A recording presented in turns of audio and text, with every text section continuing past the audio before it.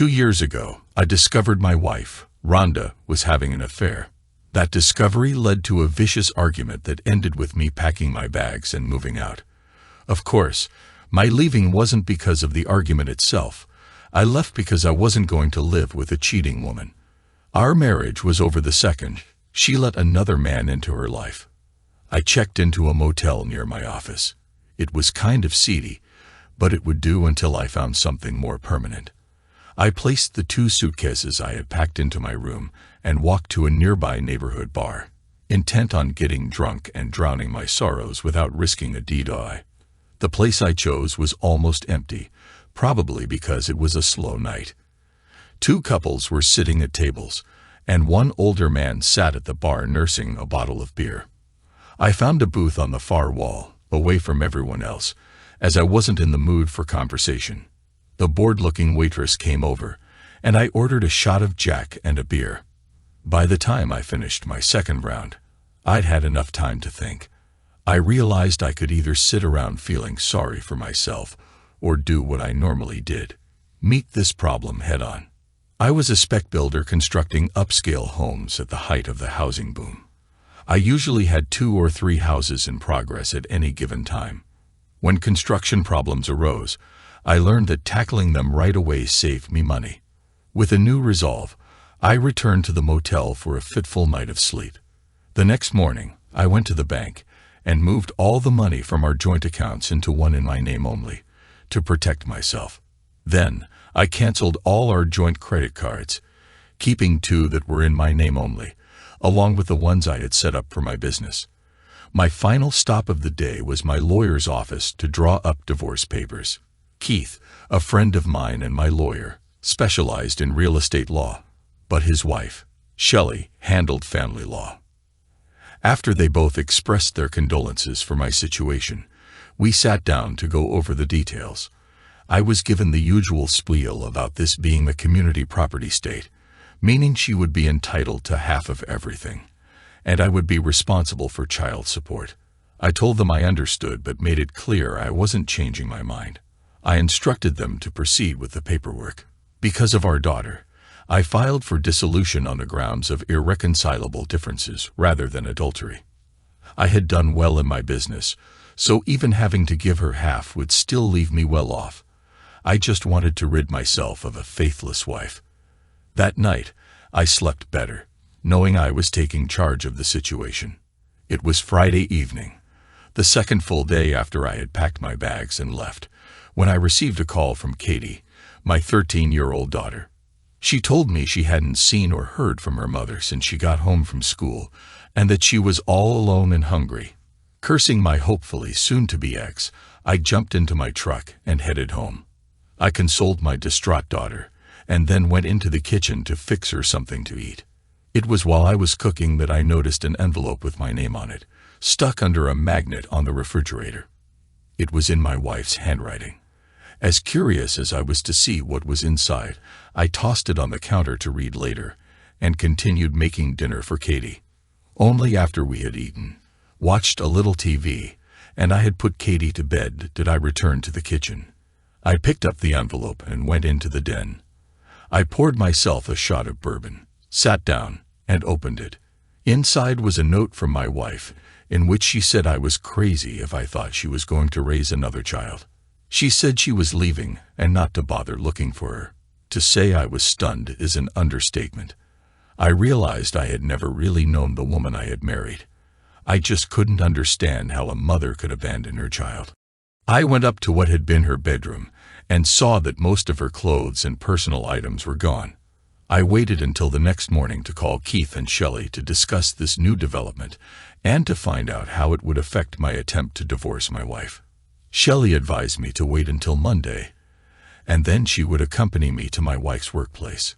She would have the divorce papers drawn up, and we could have her served there. The hardest thing was sitting down with Katie to talk to her about what was going on. She already knew her mother, and I were having problems since I hadn't been home the last 2 nights. I decided that being honest with her was best, so I told her that her mother had left a note saying she was leaving. Other than that, I couldn't answer her questions about when she would come back because I didn't know myself. We managed to get through the weekend, and on Monday morning, I fed Katie her breakfast and dropped her off at school. I drove to my wife's workplace, where I met up with Shelley. Together, we went inside to inquire if my wife was there. At the mention of her name, we were directed to the Human Resources office, where we learned that she and her boss had both turned in their resignations the previous Friday. Somehow, I wasn't all that surprised. I had found out that the man she had been having the affair with was her boss. He was stupid enough to have a sexual relationship with an employee under his supervision, but smart enough to realize that when I made an issue of it, he was going to lose his job for breaking company policy against fraternization between managers and employees under their direction. Once outside in the parking lot, Shelley advised me that it would be in my best interest to file a missing persons report with the police. Since she had been gone for over 48 hours, they would be obliged to take the report, and with any luck, locate her. Shelley followed me down to the police station, where a detective took my statement that my wife was missing. I was honest with him, and told him that I wanted to find her so I could have her served with divorce papers. I showed him the note she had left and told him what we had learned about her and her lover quitting their jobs. He wanted to know if I had an alibi for the Friday she was last seen, and I assured him that I had spent the whole day at one of the houses I was building, with several contractors who could verify that. In the end, the detective told me that if they determined there was no foul play, and she had left of her own volition, there wasn't much they could do. I then offered to buy Shelley lunch, and we called her husband and met up at the Olive Garden. We requested a table that was fairly private so we could talk. "So, Shelley, what does this mean for the divorce if we can't find her to have her served?" I asked. "In this state, it means you'll have to wait for a year before you can file on the grounds of abandonment." "I'm sorry, Steve, but that's what the law states," Shelley answered. "The reason I wanted you to report her missing is so we have an official record of when she left to document it. Other than that, if the police don't locate her, your only other option, if you want to pursue it, is to hire a private agency to try to track her down." "Well, I guess that gives me something to think about. I'll wait until I hear from the police. Honestly, though, I don't even know if I want to know where she's gone. I'm in no hurry to get married again, if ever. I guess waiting a year isn't that big of a deal, as long as I don't have to deal with her." Shelley reached over and patted my hand. "Steve, I know how tough this is on you, and I know you're hurting right now, but as your friend, please promise me that you're not going to cut yourself off from life. For now, my focus is on Katie. I'm sure she's even more shocked and hurt than I am. I have to be there for her." Keith and Shelley both nodded their understanding and told me they were there for me and would help in any way they could. After lunch, I stopped by one of my job sites to check on the progress, and then went to Katie's school to wait for her to get out. As she exited the building, I saw her looking around almost frantically until she spotted my truck. Then she came running as fast as she could. I stepped out, and she flung herself into my arms. I could feel her shaking. "I was afraid you wouldn't be here." She sniffled into my neck, where she had buried her face. "Oh, baby, I promise I'm not going anywhere," I answered, hugging her tightly. "Do you really promise?" she asked, staring at me with her big blue eyes shimmering with tears. "Yes, honey, I really promise." I kissed her forehead and carried her around to the passenger side of the truck, buckling her in. With a little prodding, I finally got Katie to open up about her school day during the drive home. Once home, Katie wouldn't let me out of her sight. I continued to reassure her that I wasn't going to abandon her. Despite that, she began to have nightmares. I would wake up to hear her sobbing in her sleep, rush to her room, and find her clinging to me for dear life.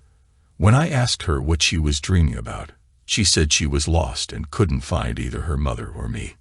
The biggest saving grace I had at this time was my office manager, Renee. I had hired her years ago to help me handle the many mundane aspects of my business, filing for permits, arranging inspections, and freeing me up to focus on more demanding tasks. Over time, I had come to rely on her completely. She now kept subcontractors on schedule, ordered and tracked materials, and handled all the necessary paperwork. I trusted her so much that she even wrote the checks for subs and vendors, which I would stop by to sign every Friday. When I had decided I needed help running my business, I placed an ad in the local paper and began interviewing applicants. I was getting discouraged after meeting people who didn't have the qualifications I needed, until Renee applied. I still remember the day she walked in the door. Even though I was married at the time, I could recognize a good-looking woman when I saw one. She was about 5'4", with big brown eyes and a cute button nose. I guessed her to be in her early 30s, and it was obvious she kept in shape. She wore a blue business suit that wasn't revealing but still hinted at her trim figure. The interview went well. I was impressed by her qualifications, as she had worked for her father, who owned a construction company and was well versed in the business. When I asked why she no longer worked for him, she explained that her husband had been transferred to this area, so they had to move. I also learned she had a daughter the same age as my Katie, and now that her daughter was in school, Renee wanted to return to the workforce. We reached an agreement on wages, and I finally had an office manager. Don't get the wrong idea. Nothing ever happened between us, not even flirting.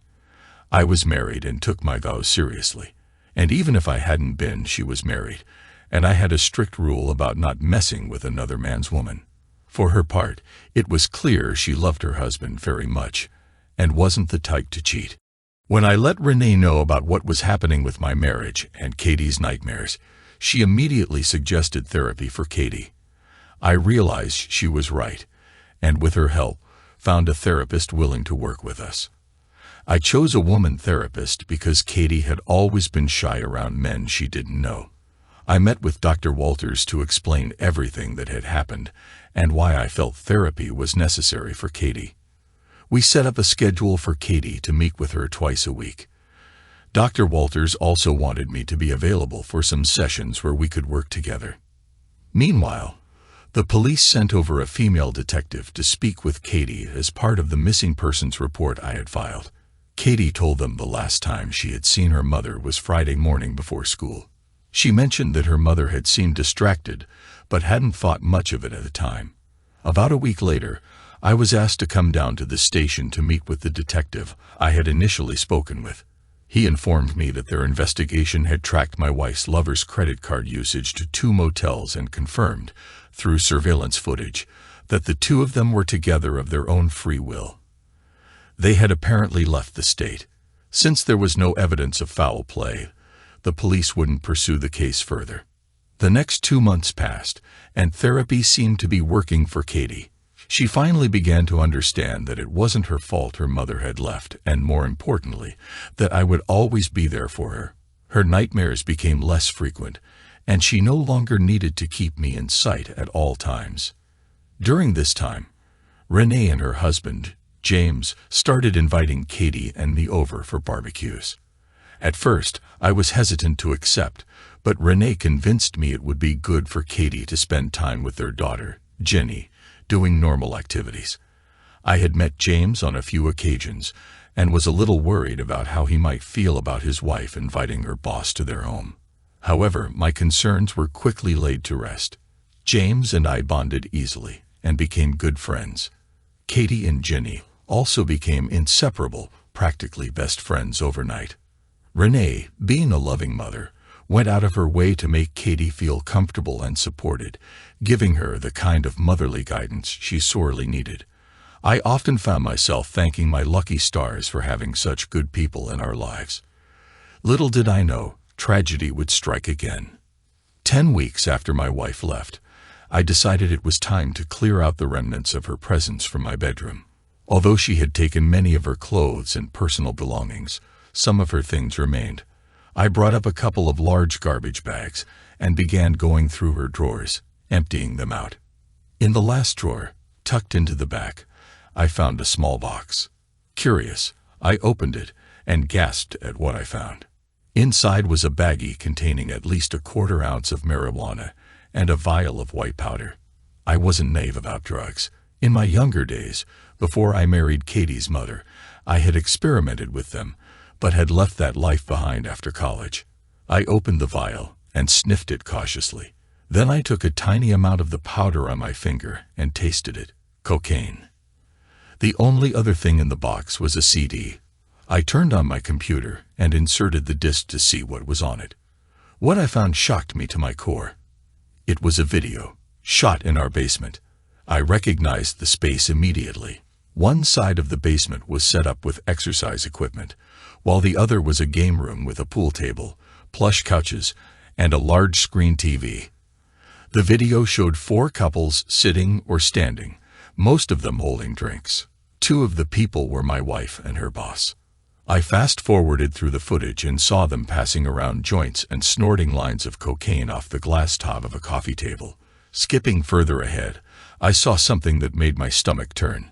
My wife engaged in sex with multiple men. I barely made it to the bathroom before I vomited. I finished emptying my stomach in the toilet, and then sat there, dazed, for a while. Finally, I pulled myself together and shut the video off without watching any more.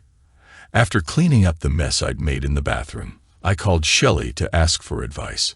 "Hey, Shelley, it's Steve. Got time to talk?" I asked, trying to keep my voice steady. "Steve, Keith, and I always have time for you." "What's up?" she replied. "Well, I decided to get rid of some of Rhonda's stuff that was just taking up space, and I found a box in one of her drawers. It had drugs in it and a CD. The CD, well, it's a video of her and her friends doing drugs and having unprotected group sex. That woman had an orgy in my basement," I said, the disgust evident in my voice. "Oh, God, Steve, I'm so sorry. I know you'd never want to see something like that. Honestly, I don't think reporting the drugs is a good idea. They're in your house, and it would be your word against hers as to who they belong to. I think you'd be better off getting rid of them," she advised. "And the CD?" I asked. "Since it was filmed in your home, it could be admissible evidence in court, especially if custody becomes an issue. I'd suggest hiding it somewhere secure, just in case," she said. "That's what I was hoping you'd say. I intend to do everything I can to keep her away from Katie," I replied. Shelley assured me she would help me in any way possible, but I couldn't shake the overwhelming sense of betrayal and disgust. That video was proof that I had never really known the woman I had married. The discovery of the drugs and video left me shaken, but I knew I couldn't dwell on it. My focus remained on Katie and ensuring she was happy and secure. Over the next year, life slowly settled into a new normal for us. Therapy continued to help Katie, and her bond with Ginny grew stronger. Meanwhile, Renee and James became our closest friends, always there to lend a hand or a kind word when we needed it most. Then, out of nowhere, tragedy struck again. James, an avid cyclist who competed in amateur races, suffered a deep thigh bruise during a race pileup. None of us realized the seriousness of the injury. A blood clot formed and broke loose, lodging in his brain and causing a massive stroke. The call came while Renee and I were at the office. I was reviewing plans for a new house when I heard her phone ring. A few moments later, I heard her cry out, and I rushed to her side. She stared at me with wide, frantic eyes. "It's James," she blurted. "They've rushed him to the hospital." She grabbed her purse and bolted toward the door. I quickly followed her. "Come on, get in my truck. I'll drive," I said when I caught up to her. At first, she looked at me blankly, then nodded, letting me lead her. I helped her into the passenger seat and got behind the wheel. The entire drive to the hospital, she didn't say a word. When I glanced over, I saw her trembling, her face pale with worry. We arrived at the emergency entrance, and Renee leaped out of the truck, running inside. I parked quickly and rushed in to find her. She was already at the reception desk, asking about James. When the nurse explained that the doctors were working on him, but didn't have any updates yet, Renee broke down. I put my arm around her and led her to the waiting area, where we sat in silence. As time passed, I realized it was nearing the time to pick up our daughters from school. Not wanting to leave Renee alone, I called Shelley and explained the situation, asking if she could pick up the girls and bring them to the hospital. She agreed without hesitation. I then called the school to let them know someone else would be picking up the girls. When Shelley arrived, I stepped out to meet her and the girls. Renee was in no state to explain things to Ginny, so I took Ginny aside and gently told her that her father was in the hospital and that it was serious. She put on a brave face, but I could see the fear in her eyes. I led her back to the waiting room, where she immediately went to her mother. Katie sat with me quietly, holding my hand as we waited. After about an hour, a nurse came out and asked us to follow her. She led us to a private sitting room, where a doctor joined us shortly after. The news was grim. James was alive, but on life support. The stroke had caused catastrophic damage. Renee collapsed in tears, and I held her as she sobbed. When James was finally moved to the ICU, Renee and Jenny were allowed to see him. Hours later, Renee returned to the waiting room, looking exhausted. "Steve, will you take Ginny home with you?" "I'm going to stay here," she asked, her voice barely above a whisper. Jeannie started to protest, but I knelt down in front of her. "Sweetie, your mom needs you to be strong for her right now. Come home with Katie and me tonight. I'll bring you back first thing in the morning, I promise." Tears streaming down her face, Ginny nodded. She hugged her mother tightly before taking Katie's hand. I gave Renee a hug as well, telling her to call me if anything changed. That evening was somber. Both girls were unusually quiet, barely touching their dinner. When I finally got them to bed, they clung to each other, falling asleep in the same bed. The next morning, I woke the girls and gently encouraged them to eat breakfast. Katie resisted at first, not wanting to leave Ginny, but I explained that Ginny needed to be with her mom, and that Katie would need to be strong for her when the time came. Reluctantly, Katie agreed. I took Ginny to her house to pack a bag of clothes and essentials for her mother. When we arrived at the hospital, we found Renee asleep in a chair beside James's bed. I led Ginny back out to the waiting room to let her mother rest. After another hour, Renee came out, her face haggard but grateful for the change of clothes and the support. The rest of the day was spent alternating between the waiting room and James's room. I made sure Renee ate, though it took some coaxing. By late afternoon, the doctors ran another battery of tests, but the prognosis hadn't improved. That evening, I brought the girls home again, knowing Renee would stay by James's side. At 5:30 the next morning, my phone rang. I knew before I even answered it. Renee was on the other end, sobbing. James had passed away during the night. I told her how sorry I was and promised we would be there as soon as possible. I quickly dressed and went to wake the girls. Katie began crying when I told her what had happened, but I reminded her that Ginny would need her strength. Katie wiped her tears and nodded, looking more mature than her 14 years. When I told Ginny the news, she broke down, and I held her as she sobbed. "Your mom needs you right now," I said gently. With Katie's help, she got dressed, and we headed to the hospital. Seeing Renee and Ginny in a tearful embrace broke my heart. Katie clung to me tightly, crying as well. I took care of the hospital arrangements, informing them that a funeral home would be contacting them soon. I then led Renee and Ginny back to my truck and drove them home. Once there, I settled them into the den and asked Renee for a list of people to call. She gave me the names of James's brother and a few friends, as well as her parents, who lived out of state. I also called Shelley and Keith, knowing they would want to help. Shelley came over immediately to assist Renee with the estate matters, assuring her that she would handle everything pro bono. As exhaustion finally caught up to Renee, Shelley and I helped her to bed. Before leaving, Shelley promised to take care of all the legal details, including reviewing James's will. The next few days were a blur of tears, planning, and comforting the girls.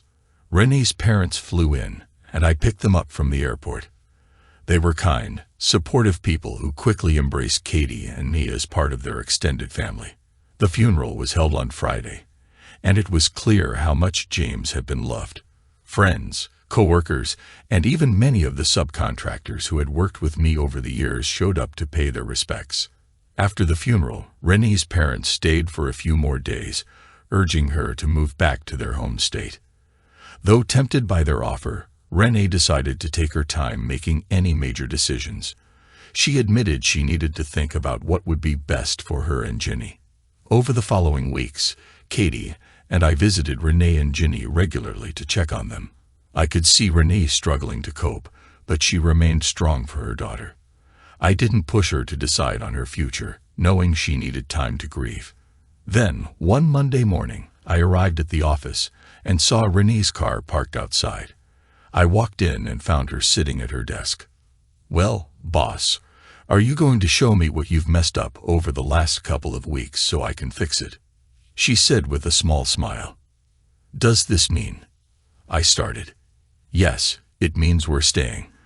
This is Ginny's home, and all her friends are here. Moving would only make things harder for her.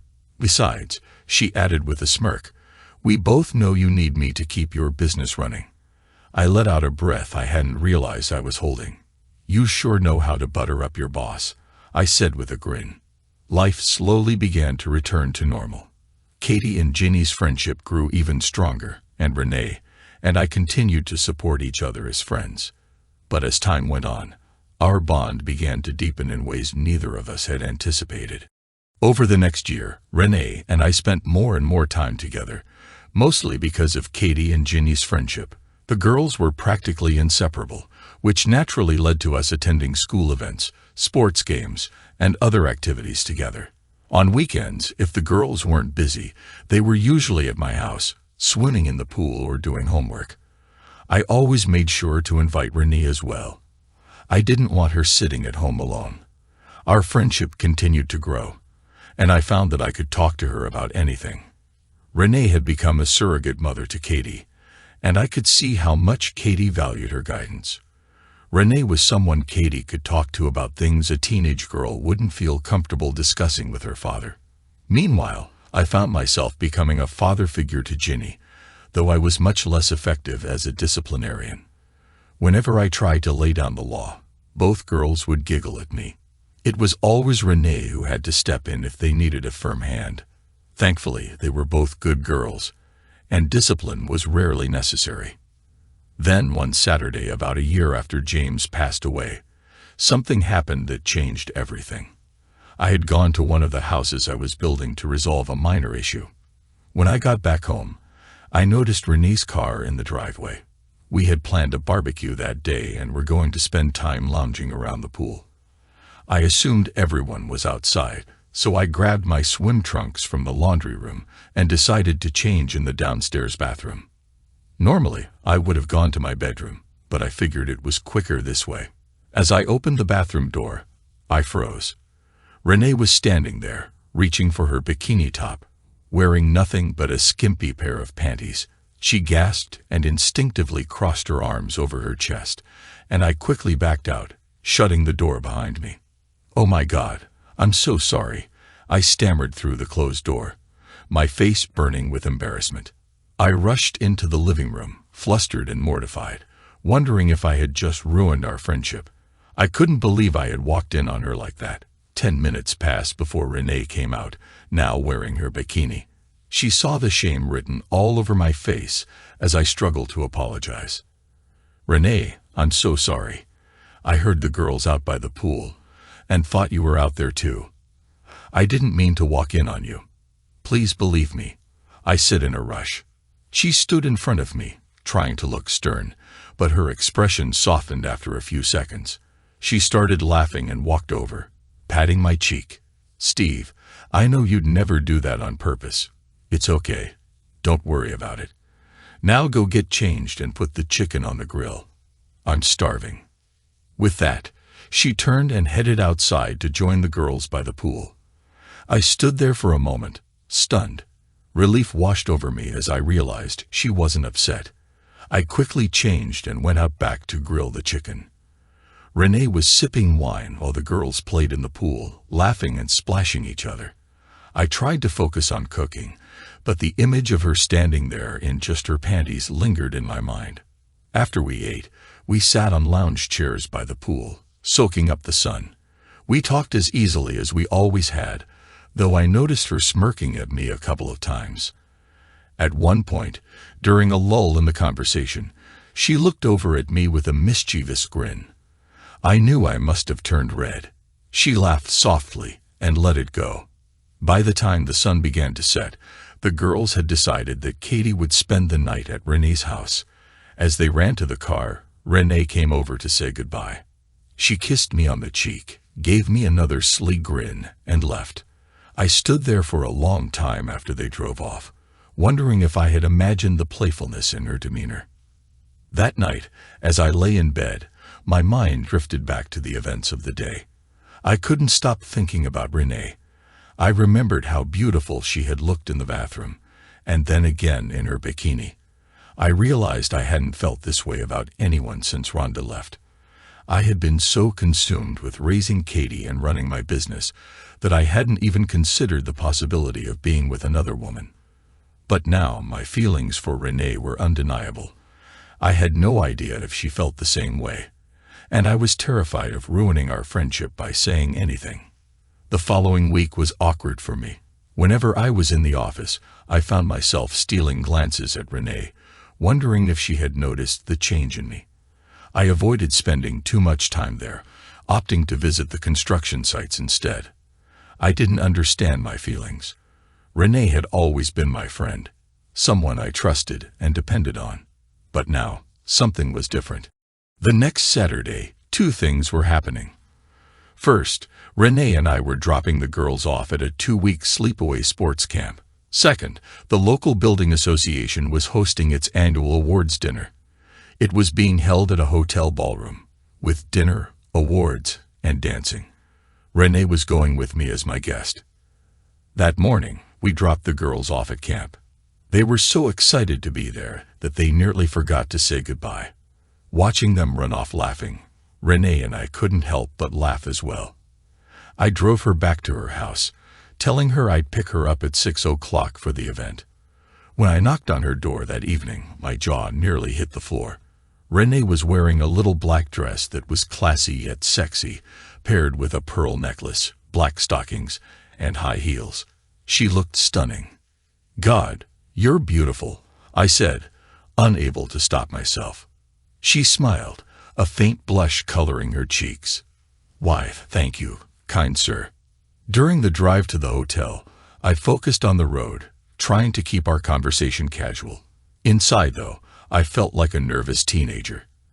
At the dinner, we were seated at a table with 3 other builders and their wives. The conversation was light, mostly shop talk, and the food was surprisingly good for an event like this. When my name was called for the Quality of Product Award, Renee jumped to her feet, clapping enthusiastically. I kept my acceptance speech short, thanking the association for the recognition and giving credit to Renee for her hard work. "This award is hers as much as mine," I said, glancing at her. "Without her efforts, I wouldn't be standing here today." When I returned to the table, Renee hugged me and, to my surprise, kissed me on the lips. It was a brief, chaste kiss, but it sent a jolt of electricity through me. Her eyes shimmered with emotion as she whispered, "I'm so proud of you." Later, when the dance floor opened, I asked her to dance. The first song was fast, and I marveled at how graceful she looked as she moved. The next song was a slow one, and as I began to lead her back to the table, she slid her arms around my neck and pulled me close. I hesitated for a moment, then placed my hands on her waist. Holding her felt both natural and electric, and I couldn't deny the emotions bubbling inside me. When the song ended, I let her precede me back to the table, praying she hadn't noticed the effect she had on me. My heart was pounding, and I realized that something had shifted between us that night. On the drive home from the awards dinner, Renee suggested something that caught me completely off guard. "Steve, I think a perfect way to end this evening would be to soak in your hot tub. What do you say?" I couldn't say no. The thought of spending more time with her, especially after the way I felt during that slow dance, was impossible to resist. "Sure," I replied, trying to keep my voice even. Let's do that. When I built my house, I had it equipped with all the latest smart home technology. I could control the heating, cooling, lighting, and even the hot tub remotely. By the time we arrived, the hot tub was already heated and bubbling. Renee often left a swimsuit at my place since she and Jeannie spent so much time at the pool during the summer, so I grabbed her suit along with mine. She went to the bathroom to change, while I changed in the laundry room. I was already in the hot tub when she walked out onto the deck. The sight of her in that bikini stopped me in my tracks. I had seen her in it many times before, but something about the moonlight glinting off her skin made her look breathtaking. She slid into the water across from me and accepted the glass of wine I handed her. For the first few minutes, we didn't say much, simply enjoying the warmth of the water and the peaceful night. Then Renee broke the silence. "Steve, it's been over 2 years since Rhonda walked out on you. Have you thought about having a woman in your life again?" she asked, her tone casual but her eyes searching mine. I froze. I wasn't expecting such a direct question. My face flushed, and I silently prayed the dim light would hide it. "The truth is, I haven't thought about it much," I admitted. "At least, not until recently." "Recently?" she asked, her lips curving into a sly smile. "What changed?" I stumbled over my words, trying to figure out how to respond without revealing too much. "I don't know. I guess I trailed off, avoiding her gaze. Renee set her wine glass down on the edge of the tub. Her hand reached behind her neck, and in one smooth motion, she untied her bikini top. I watched, dumbfounded, as the top floated to the surface of the water. Then she rose slightly, just enough for the bubbles to part and reveal her bare chest. My jaw dropped. "Was it seeing me like this?" she asked softly. "Renee." I groaned, my body betraying me as I felt myself harden under the water. Before I could say anything else, she moved toward me, straddling my lap. Her arms slid around my neck, and her face was inches from mine. My hands instinctively rested on her waist.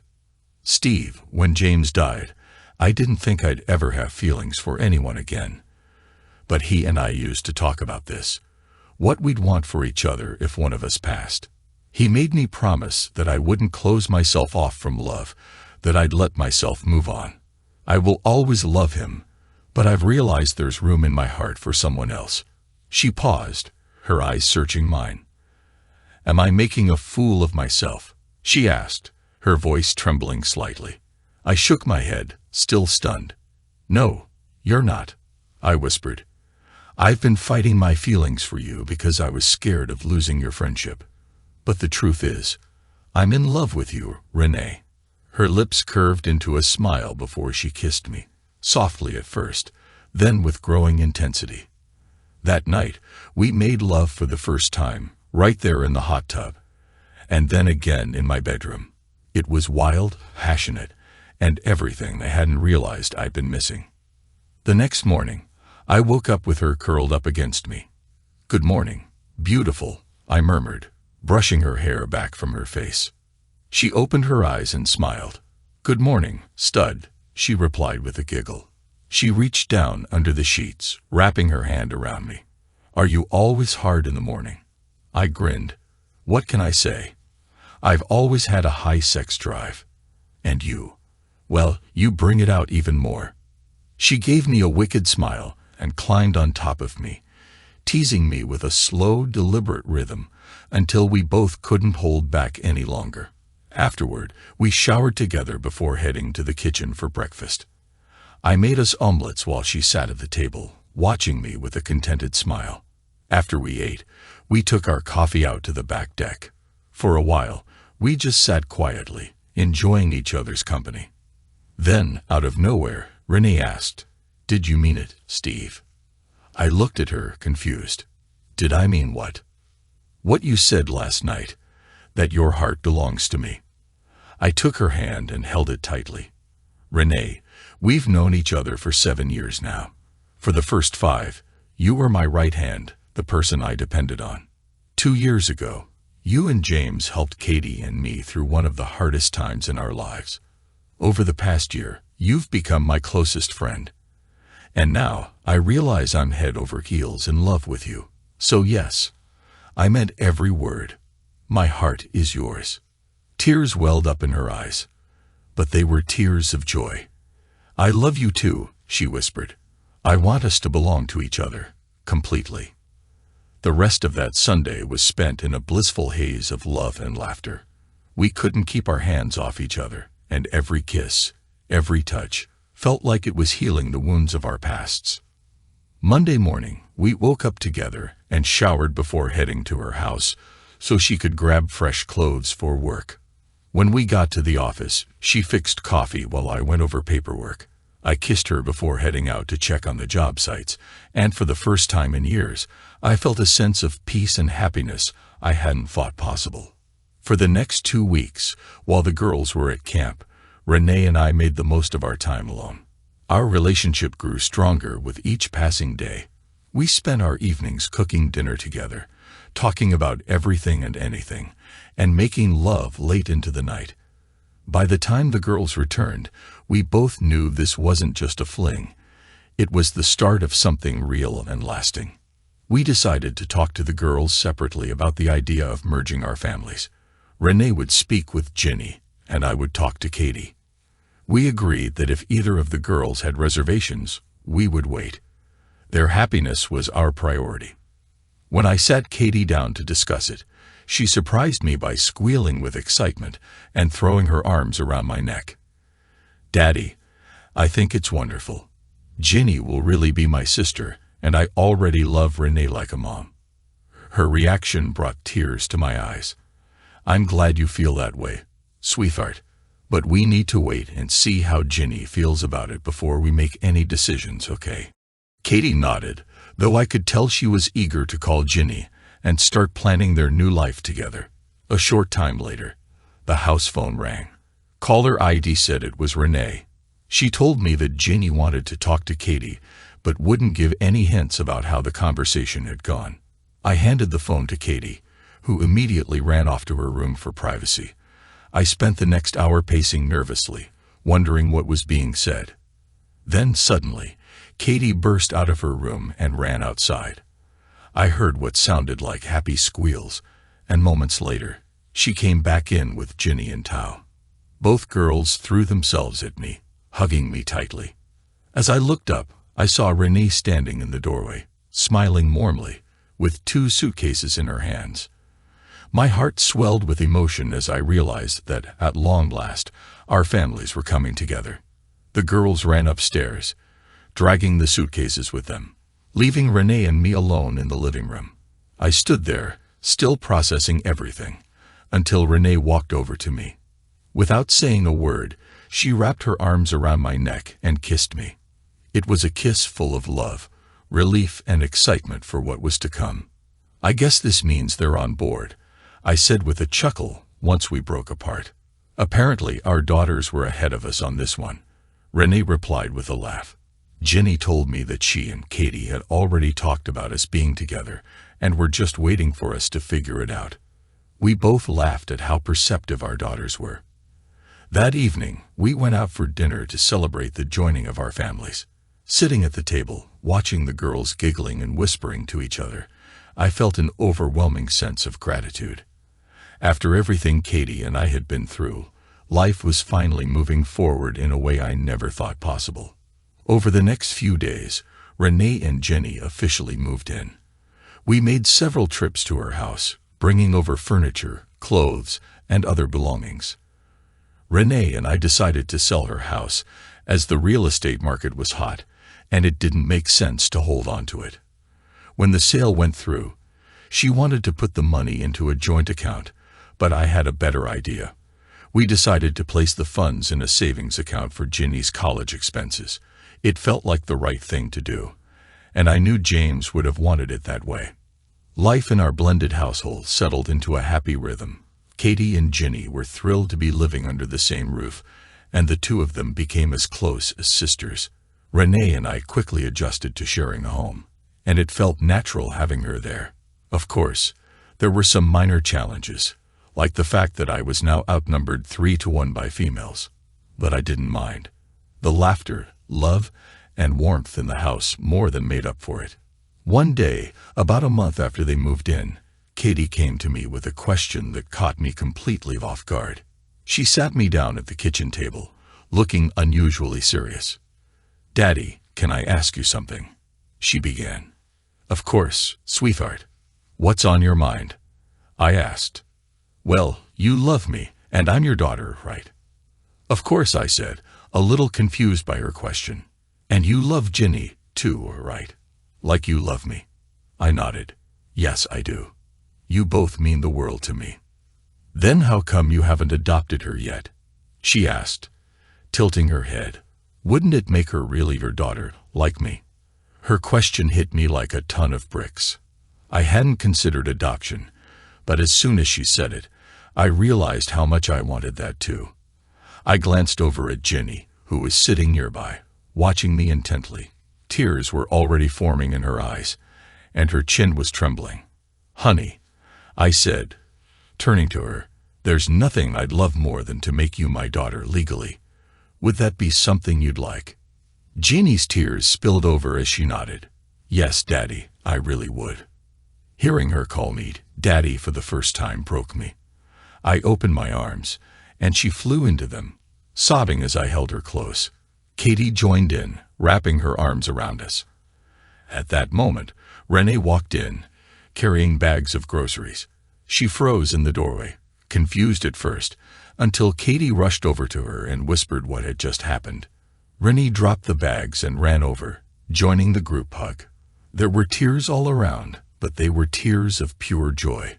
Later that night, after the girls had gone to bed, Renee and I sat together on the couch, holding hands. "Are you sure about this, Steve?" she asked softly.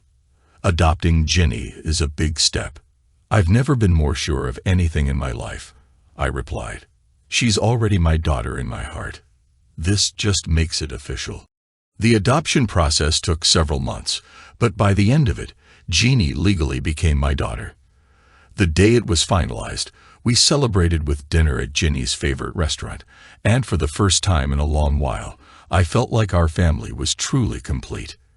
The next few years flew by. Katie and Ginny excelled in school, their bond growing stronger with each passing day. Renee and I continued to build our life together, both personally and professionally.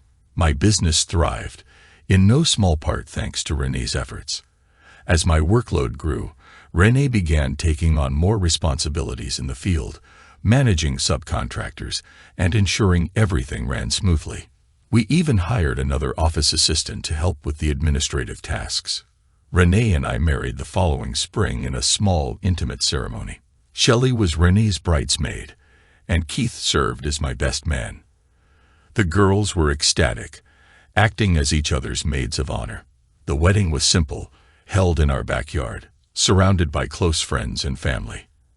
Afterward, Renee and I went to Fiji for a week-long honeymoon. It was paradise. But even more than the gorgeous beaches, I cherished the time we spent together, reaffirming our love for one another.